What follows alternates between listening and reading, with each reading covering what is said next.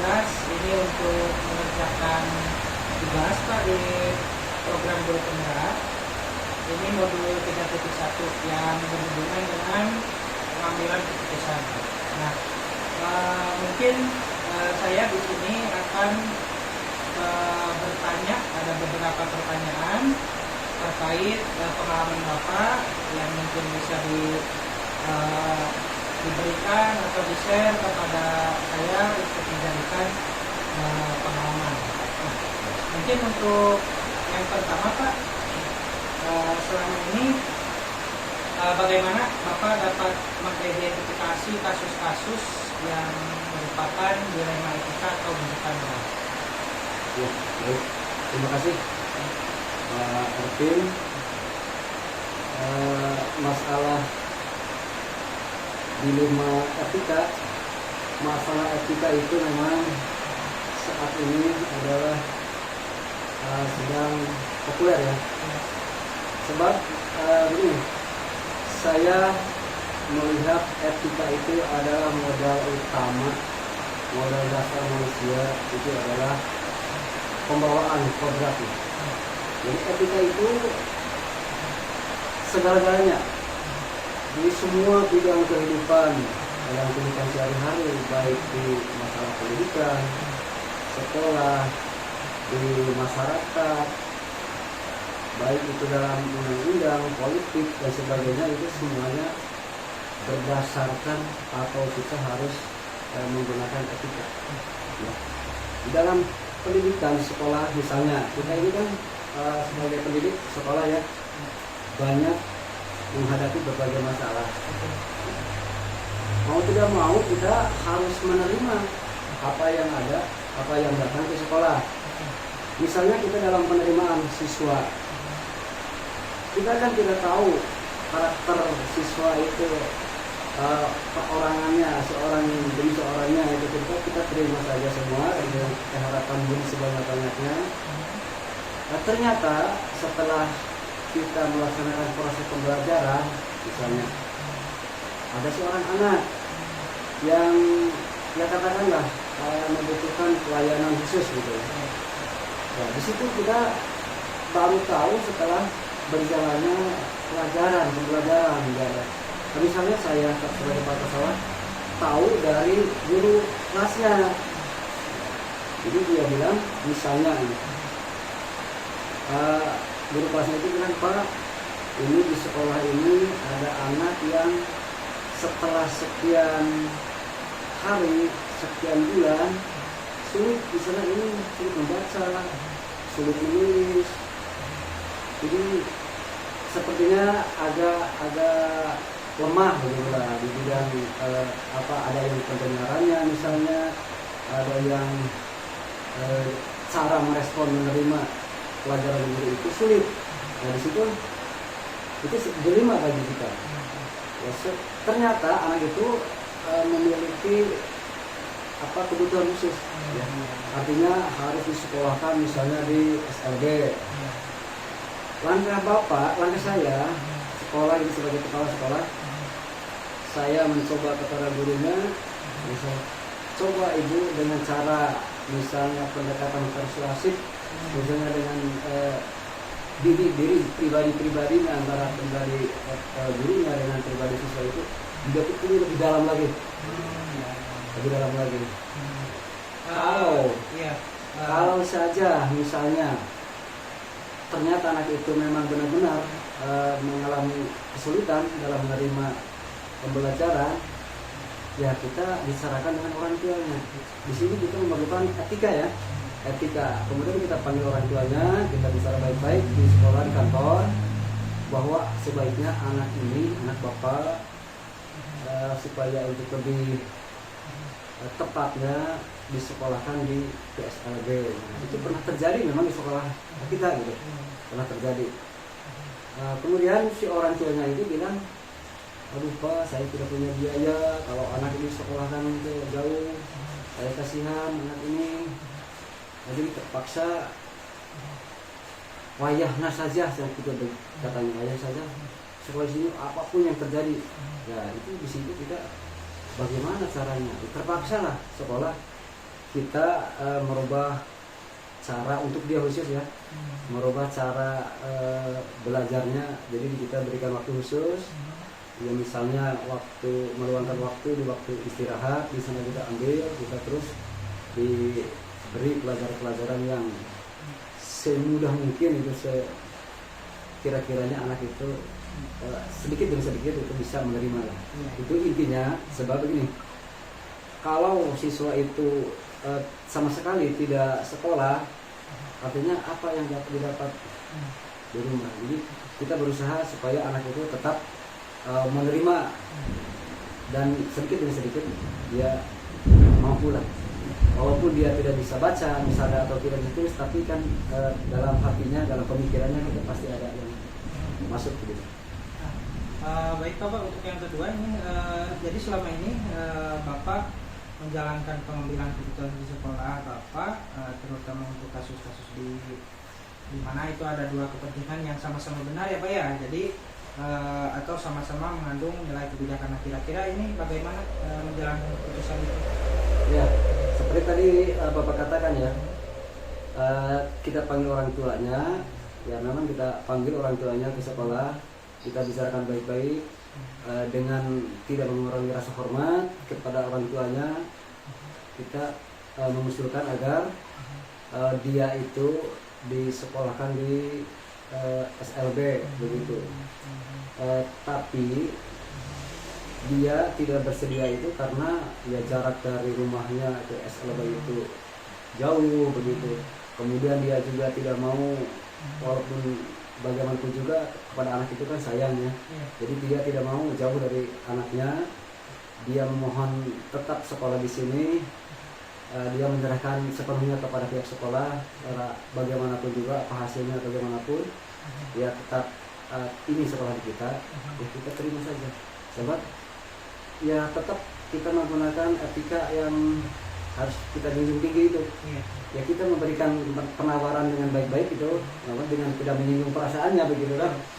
Tapi dia juga sama-sama menyayangi anak tersebut begitu. Ya akhirnya kita tadi diterima di sekolah kita dengan ada pelayanan khusus ke dia gitu. Nah Bapak, kemudian untuk yang ketiga ini langkah-langkah atau prosedur seperti apa yang biasa Bapak lakukan selama ini? Ya kepada gurunya ya. Jadi saya meminta agar setiap menghadapi siswa yang mengalami kesulitan belajar, supaya diberikan waktu khusus dan memohon kepada gurunya agar bersikap adil begitu dan sabar begitu untuk menghadapi mereka. Baik Pak, berarti dalam prosedurnya langkah-langkahnya berarti berkoordinasi dengan guru ya untuk pelaksanaan pembelajaran. Untuk yang keempat Pak, hal apa saja yang selama ini Bapak anggap efektif nih dalam pengambilan keputusan pada kasus-kasus di luar kita? Untuk mengefektifkan supaya efektif siswa tetap bersekolah di kita, ya, orang tuanya kita beri tahukan dulu ya, ini dengan keadaan siswa seperti ini, mungkin sekolah juga akan terbuka ya. Misalnya begini, siswa itu kan, siswa anak itu ya karena ada kebutuhan khusus datang ke sekolahnya juga ada ya, kadang-kadang terlambat, kadang-kadang masuk, kadang-kadang tidak. Ya pihak sekolah dengan kebijakan-kebijakan yang kita hadapi itu kita harus terima saja. Berarti komunikasi ya Pak ya? Iya, komunikasi dengan orang tuanya. Baik Pak, hal-hal apa saja yang selama ini merupakan tantangan nih dalam pengambilan keputusan pada kasus-kasus dilema etika? Ya, tantangannya pasti ada ya. Sebab anak yang lain itu mungkin ada merasa iri, gitu, bagaimana ya dengan menghadapi pelayanan khusus bagi dia. Tapi kita kan juga demi keadilan supaya dia juga memperoleh pengetahuan ilmu yang sama dengan caranya yang berbeda gitu. Jadi kita memberikan waktu khusus kepada dia di waktu yang lain, bisa dibawa ke kantor, bisa atau ke ruangan khusus ya untuk mengenai pada waktu-waktu tertentu itu, jadi supaya dia tidak terlalu tertinggal begitu. Berarti ada istilahnya penekanan lah ya, supaya bahwa dalam tantangan itu ada perbedaan lah gitu ya. Tapi di sini apakah Bapak memiliki sebuah tata kala atau jadwal tertentu dalam penyelesaian kasus dilematika? Apakah Bapak langsung menyelesaikan di tempat atau memiliki sebuah jadwal untuk menyelesaikannya? Nah, bentuk atau prosedurnya seperti apa, Pak? Kalau menentukan jadwal tidak ya, tetapi itu diserahkan kepada guru kelasnya. Apakah guru kelasnya mau mengambil waktu di waktu istirahat, misalnya mengambil beberapa menit ya begitu khusus untuk memberikan pelajaran atau bimbingan kepada dia itu. Jadi secara khusus jadwal yang ditentukan tidak ya, sebab kadang-kadang ada siswa yang di kelasnya itu beda-beda, ada yang mengalami kebutuhan khusus, ada yang tidak itu di kelas yang lainnya gitu. Iya, ya. Jadi fleksibel ya Pak ya. Fleksibel saja. Nah, kemudian adakah nih Pak seseorang atau faktor-faktor apa yang selama ini mempermudah atau membantu Bapak dalam pengambilan keputusan? Untuk mempermudah keputusan menghadapi siswa ini, ya kita tetap koordinasi dengan orang tuanya, kemudian dengan guru kelasnya, bagaimana baiknya agar siswa itu mau belajar misalnya, atau ya sedikit demi sedikit ya bisa merespon atau menerima pelajaran ya sebagaimana di pelajaran itu disampaikan kepada siswa yang lain. Berarti ada bantuan dari warga sekolah lah, dari orang tua siswa. Hal yang telah disampaikan, pembelajaran apa yang dapat Bapak petik dari pengalaman Bapak ketika mengambil keputusan dilematika? Ya, alhamdulillah yang sudah kita alami dari sekolah kita, jadi yang sudah orang tuanya juga berterima kasih kepada kita yang telah membimbing mendidik anaknya itu sampai lulus begitu, walaupun dia juga sudah menyadari bahwa anaknya itu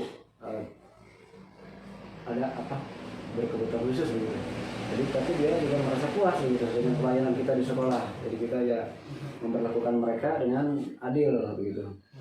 Dan juga pendidikannya juga dibanding dia tidak sekolah misalnya gitu kan, alhamdulillah dia punya etika begitu, tata krama gitu.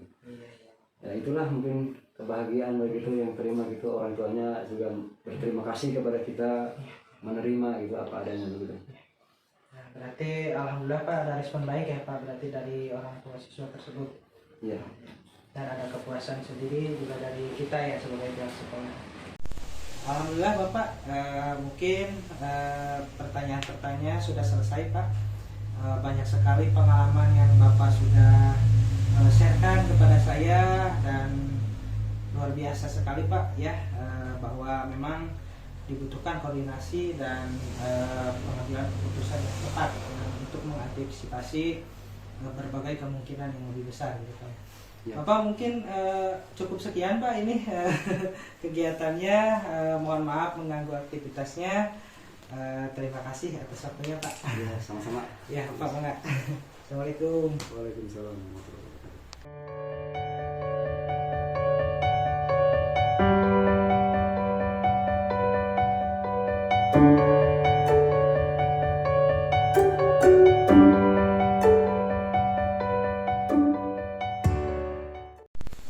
Selamat pagi Pak. Pagi. Gimana kabarnya Pak? Alhamdulillah sehat. Bapak mohon maaf nih sebelumnya mengganggu waktunya. Iya. Saya dapat tugas untuk mewawancara Bapak terkait tugas guru penggerak Iya. modul 3.1 tentang pengambilan keputusan. Nah, jadi di sini saya memiliki beberapa pertanyaan Pak terkait kasus-kasus yang mungkin pernah terjadi di sekolah Bapak. Nah, mungkin untuk selama ini bagaimana Bapak dapat mengidentifikasi kasus-kasus yang merupakan dilema etika atau bujukan moral? Ya, izin menjawab ya. Ya. maaf kalau jawabannya kurang pas atau gimana ya, ini berdasarkan pengalaman saya pribadi. Ya. Jadi begini, untuk mengidentifikasi masalah-masalah tentang bujukan moral dan dilema etika, Iya. itu ada beberapa hal yang saya alami. Dilema etika itu pengambil keputusan yang baik dan yang baik, Betul. dicari yang lebih baiknya seperti itu. Iya. Nah ini selama ini, bagaimana Bapak menjalankan pengambilan keputusan di sekolah, terutama untuk kasus-kasus di mana ada dua kepentingan yang sama-sama benar atau sama-sama mengandung nilai kebajikan. Kalau saya dalam mengambil keputusan seperti itu, ada beberapa hal. Dilihat dulu yang terlibat di sananya. Yang pertama, kalau kejadian seperti itu menimpa guru atau siswa, saya akan berdiskusi dengan mereka, dengan siswanya, terus dengan gurunya, bahkan dengan orang tua muridnya. Seperti itu, dimusyawarahkan atau dikomunikasikan seperti itu. Nah, kira-kira nih kalau boleh diceritakan kasusnya seperti apa? Ya. Kasus seperti ini, kalau kelas 6 kan ada yang maksudnya ada siswa yang belum masuk KKM tapi harus diluluskan seperti itu. Ya. Kan sekarang wajib belajar 9 sampai 12 tahun. 12, betul. Menurut peraturan pemerintahnya. Di sisi lain si anak tersebut belum mampu mencapai KKM. Ya. Jadi kan dilema seperti itu. Di sisi lain anak itu harus lulus sekolah dari kelas 6 ke kelas 7. Di sisi lain berat juga, kan anak-anak itu belum mampu pembelajarannya seperti itu. Jadi kita ada mengadakan rapat atau komunikasi dengan wali kelasnya, ya, dengan komite sekolah, bahkan dengan orang tuanya. Disebutkan dengan kelebihan atau kelemahan mereka, siswa tersebut gitu. Ada beberapa hal atau catatan-catatan yang perlu kasih tahu kepada orang tuanya, diluruskan itu dengan catatan seperti itu Pak. Berarti langkah-langkah atau prosedurnya yang dilakukan selama ini seperti tadi ya, berarti melakukan koordinasi, kemudian berdiskusi dengan seluruh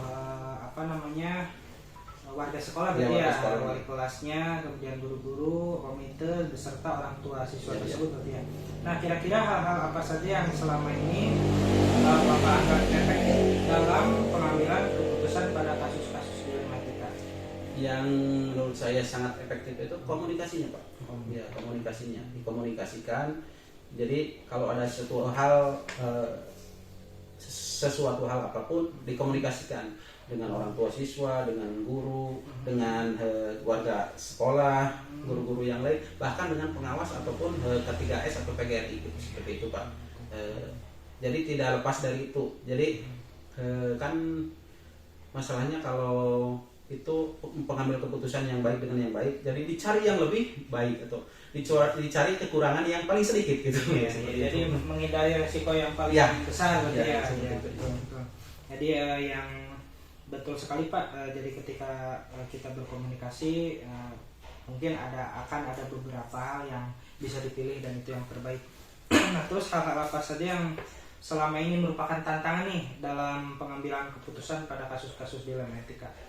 Ya, tantangannya itu sangat berat Pak kalau mengambil keputusan dari baik ke lebih baik gitu kan, dari pilihan yang baik ke yang lebih baik lagi. Itu yang sangat sulit.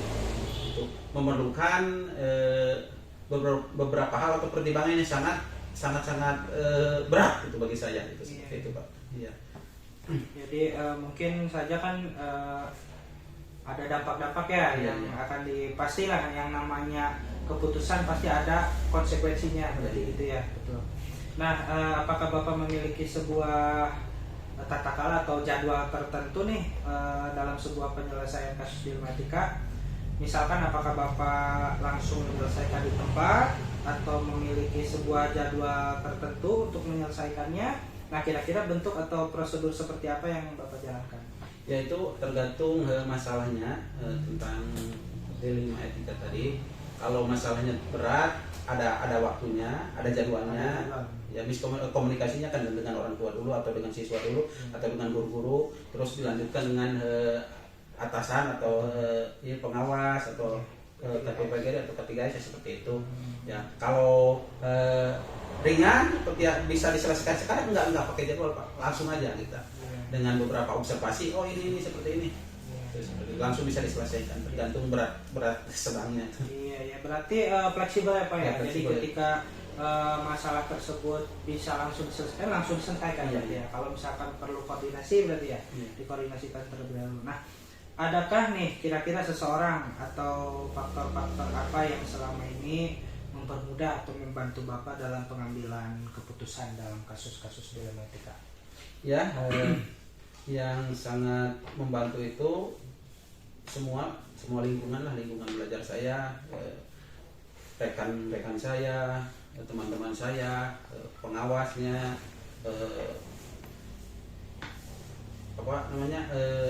K3S, PGRI ya satu inilah, masyarakatnya juga komite ya itu.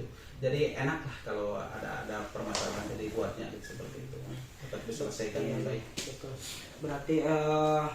Berarti Bapak terbantu dengan warga sekolah gitu ya, termasuk ke komponen-komponen di dalamnya, kemudian dari K3S juga berarti Pak. Baik, yang terakhir Pak, ini dari semua hal yang telah disampaikan, pembelajaran apa yang dapat Bapak petik dari pengalaman Bapak ketika mengambil keputusan dilema etika? Ya, pengalaman saya tentang keputusan yang diambil dari keputusan tentang dilema etika yang pertama perlunya sinergitas antara semua pihak yang ada di lingkungan sekolah dan yang berada dalam permasalahan tersebut. Yang kedua, perlunya komunikasi yang intens antara semua pihak. Yang ketiga, keputusan tersebut harus dapat dipertanggungjawabkan dengan baik dan mengutamakan untuk kepentingan anak tersebut. Ya, seperti itu Pak. Baik, mungkin cukup Bapak, pertanyaan-pertanyaan sudah terjawab.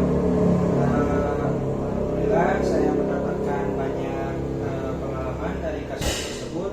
Mudah-mudahan apa yang Bapak sampaikan itu dapat bermanfaat bagi saya khususnya, kemudian umumnya untuk kita semua dalam menghadapi kasus-kasus atau mengambil keputusan dilema etika. Mungkin Bapak cukup sekian saja untuk kegiatan hari ini. Mohon maaf nih mengganggu waktunya Pak. Ya, enggak, terima kasih Pak. Ya, sama-sama. Assalamualaikum.